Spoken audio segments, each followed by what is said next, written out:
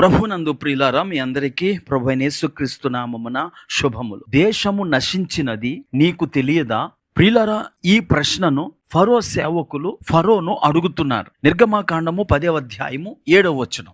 ఈ మనుషులను పొనిమ్ము, ఐగుప్తు దేశము నశించినదని నీకింకనూ తెలియదా అనిరి.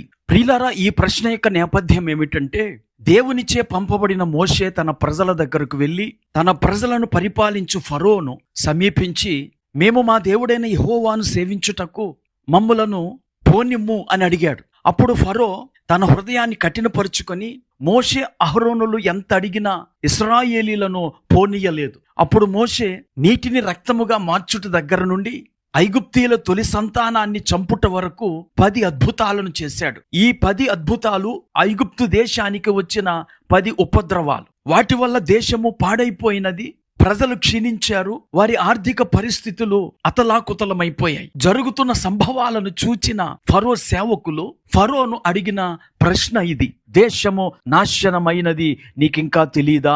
ప్రియులారా, ఫరో మొదటి ప్రమాదం వచ్చినప్పుడే గ్రహించి ఉంటే ఇశ్రాయేలీలను విడిచిపెట్టి ఉండేవాడు, దేశము పాడైపోకుండా ఉండేది, చివరికి తన తొలిచూలు బిడ్డ కూడా చనిపోకుండా ఉండేవాడు. అతడు గ్రహింపు లేనివాడు గనుక దేశాన్ని పాడు చేశాడు, దేశ ప్రజలను పాడు చేశాడు, తన కుటుంబ వారసుని కూడా పోగొట్టుకున్నాడు. ప్రియులారా, ఈ ప్రశ్నను ఈరోజు దేవుడు మనల్ని అడుగుతున్నాడు. ఈరోజు అనేక మంది పాడైన స్థితిలో ఉన్నారు. వారి ఆరోగ్యం పాడైపోయింది, ఆర్థిక పరిస్థితులు పాడైపోయినాయి. వారు తీసుకున్న నిర్ణయాల వల్ల, వారు చేస్తున్న పాపం వల్ల, వారు దేవునికి దూరమగుట ద్వారా సాతానుడు వారి జీవితంలో చొరబడి వ్యాధులను, రోగాలను కలిగించి వారు ఆర్థికంగాను, శారీరకంగాను, ఆరోగ్యపరంగాను నష్టపోవటానికి కారణమయ్యాడు.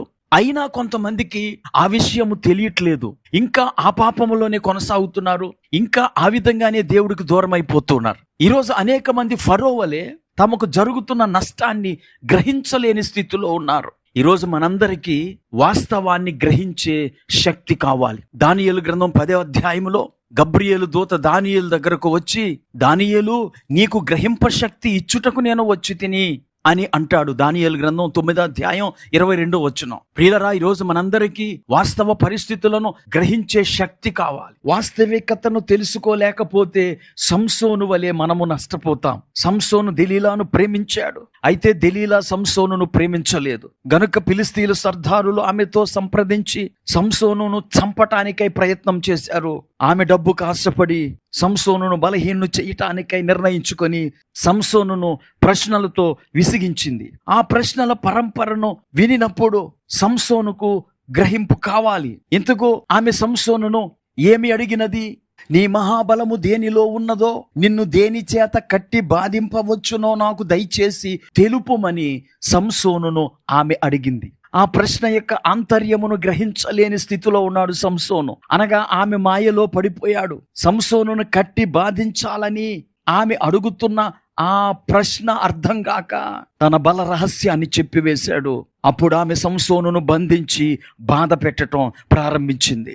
న్యాయాధిపతుల గ్రంథం 16వ అధ్యాయము 19వ వచనం చూడండి. ఆమె తన తొడ మీద అతని నిద్రపుచ్చి ఒక మనుషుని పిలిపించి వాని చేత అతని తల మీద 7 జడలను క్షౌరము చేయించి అతని బాధించుటకు మొదలు పెట్టెను. ప్రియులరా, అతడు తాను ప్రేమించిన స్త్రీ యొక్క పద్ధతిని గ్రహించలేని స్థితిలో ఉన్నాడు. చివరికి ఆ స్త్రీ వలన అభిషేకం పోగొట్టుకున్నాడు, బలమును పోగొట్టుకున్నాడు, కన్నులను పోగొట్టుకున్నాడు, చివరికి చనిపోయాడు. ఈ మాటలు వింటున్న ప్రియ స్నేహితుడా, సోదరి, పాపం వల్ల పర్యవసానాన్ని గ్రహించలేకపోతున్నారా? పాపము నిన్ను పూర్తిగా కబలించక ముందే, పాపం వల్ల పూర్తిగా నాశనం కాకముందే పాపం వల్ల కలిగే ప్రమాదాన్ని గ్రహించండి. పాపము బహు ప్రమాదకరమైనది. అనేక మంది పాపంలో పడి తమ జీవితాలను పోగొట్టుకున్నారు. గనుక ఈ మాటలు వింటుండగా మనందరము దేవుని గ్రహింపు శక్తి కొరకై ప్రార్థన చేద్దాం. తప్పు నిర్ణయాలు తీసుకోకుండా మనుషుల యొక్క పద్ధతులను గ్రహించుటకును, ముఖం మీద మంచిగా మాట్లాడి వెనకాల గోతులు తీసే మనుషుల యొక్క ప్రవృత్తిని అర్థం చేసుకునే శక్తిని దేవుడు అనుగ్రహించున్నట్లుగాను